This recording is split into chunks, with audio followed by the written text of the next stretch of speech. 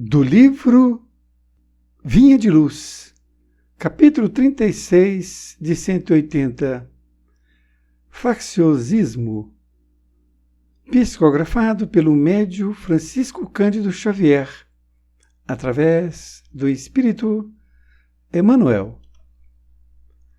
36 de 180, Facciosismo.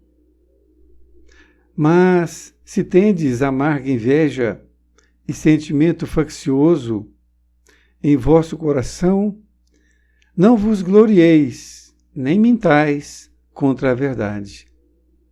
Tiago, capítulo 3, versículo 14. Toda escola religiosa apresenta valores inconfundíveis ao homem de boa vontade.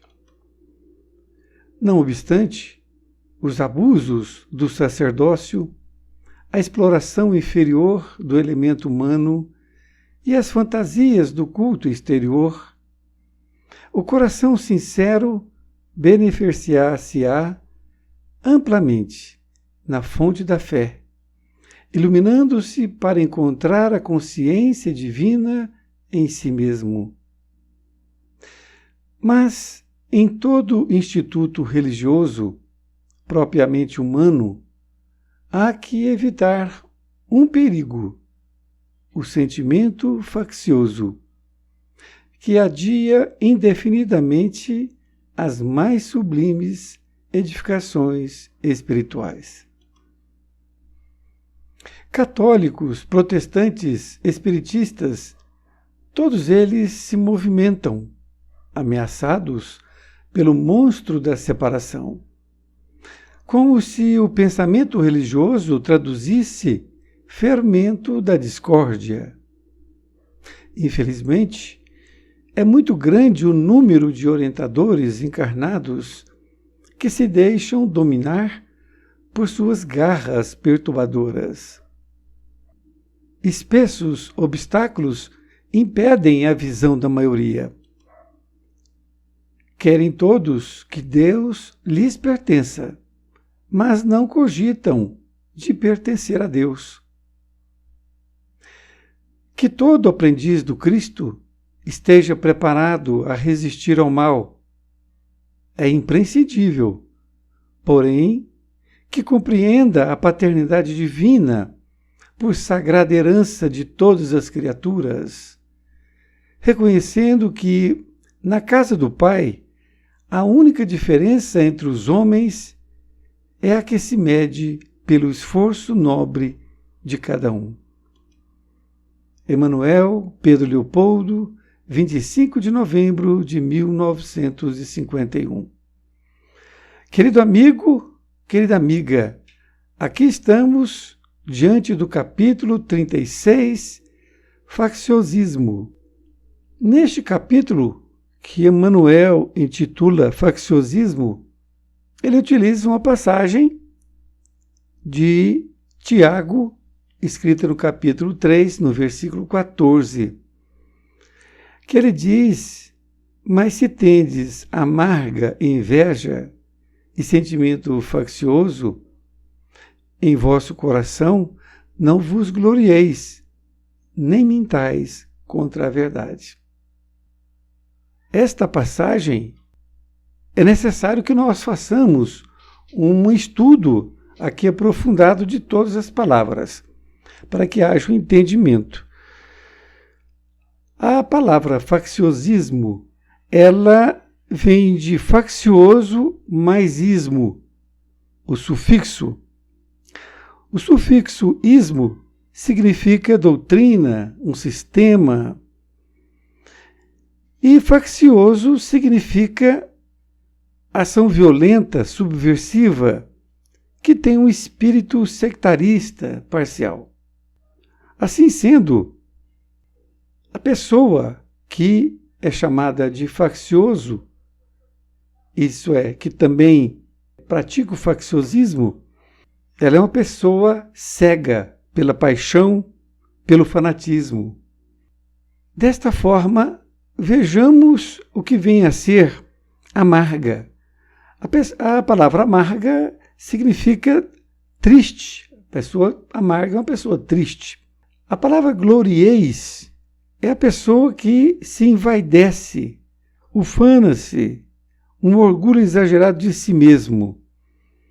Desta forma, nós podemos entender aqui a lição da seguinte forma: mas se tendes uma tristeza grande, inveja com grande tristeza, e sentimento faccioso, isto é, você tem um sentimento, uma paixão cega, um fanatismo, ações violentas em vosso coração, não vos glorieis.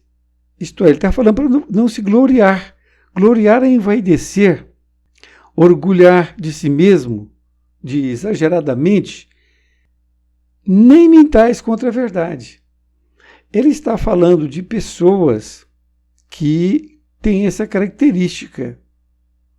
São pessoas que têm um orgulho muito grande de si mesmo e, portanto, se autoglorifica, não é? Essas pessoas são extremistas, elas são cegas, elas são fanáticas por uma determinada doutrina, têm uma paixão imensa e, portanto, ainda sente inveja. Tem a possibilidade de sentir inveja. E essa inveja causa, inclusive, tristeza. E é o que Tiago diz. Se você tem essa inveja forte, cheio de tristeza, esse sentimento faccioso de achar que a sua doutrina tem uma paixão por ela, um fanatismo, só ela está certa, e você tem isso no seu coração. Não vos glorieis, ou seja, não faça ufanar-se, não se faça achar que é uma pessoa importante, boa, porque na verdade não é. É um orgulho de si mesmo indevido, na verdade. Aliás, o orgulho normalmente é indevido. E ele fala para essa pessoa: nem mentais contra a verdade. Porque, como era uma pessoa extremamente radical, era uma pessoa que tem uma paixão cega, um fanatismo muito grande, ela, inclusive, age de forma mentirosa. Emmanuel vai dizer as possibilidades dessa pessoa facciosa. Vejamos. Ele diz assim que toda escola religiosa apresenta valores inconfundíveis ao homem de boa vontade. Ele diz, então, que toda escola religiosa, então seja no catolicismo, seja no protestantismo, ou seja no espiritismo, possui valores inconfundíveis. Valores inconfundíveis no homem de boa vontade. Nesta outra parte, ele diz assim: não obstante os abusos do sacerdócio, a exploração inferior do elemento humano e as fantasias do culto exterior, o coração sincero beneficiar-se-á amplamente na fonte da fé, iluminando-se para encontrar a consciência divina em si mesmo. A palavra obstante significa apesar. Desta feita, podemos assim colocar: apesar dos abusos do sacerdócio, ele está falando das pessoas que estão à frente de uma doutrina. A exploração inferior do elemento humano. Desta feita, ele está falando que esses sacerdotes, eles exploram a criatura humana.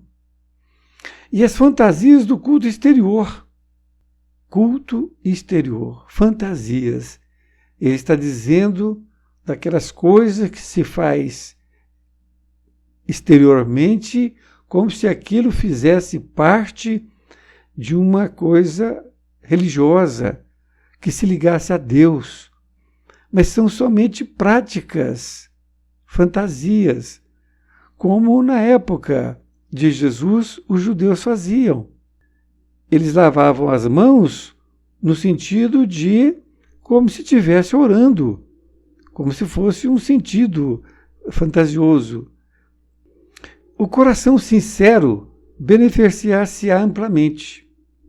Então, mesmo com o sacerdócio explorando o elemento humano, com essas fantasias do culto exterior, mas mesmo assim, o coração sincero vai se beneficiar amplamente na fonte da fé, iluminando-se para encontrar a consciência divina em si mesmo. É muito interessante. Emmanuel está falando para a gente que, mesmo com tudo isso que se faz com a criatura, que muitas vezes não tem nenhum conhecimento, mas mesmo assim ela encontra na fé para se autoiluminar.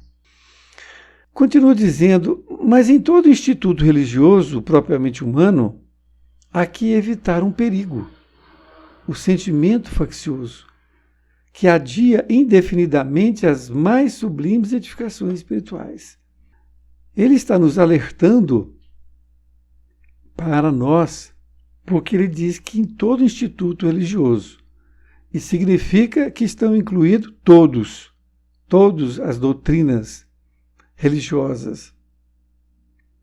O sentimento faccioso é esse, então, que a pessoa acha que a doutrina dela é melhor, é a que está certa, as outras estão erradas, e ela se ufana em relação a isso, acha que é melhor do que os outros, e por aí vai. Se glorifica. Emmanuel nos fala que esse é um problema sério. Por quê? Porque ele adia indefinidamente as mais sublimes edificações espirituais. Então, a pessoa que entra nessa situação, que ele vira um fanatismo pela a sua doutrina, ele não raciocina o conteúdo para ele poder se elevar, ele acaba ficando indefinidamente. Ele não consegue sair da situação. Nesta outra parte, ele continua dizendo que católicos, protestantes, espiritistas, todos eles se movimentam ameaçados pelo monstro da separação, como se o pensamento religioso traduzisse fermento da discórdia. Ele está nos alertando porque isso já aconteceu muito e acontece até hoje.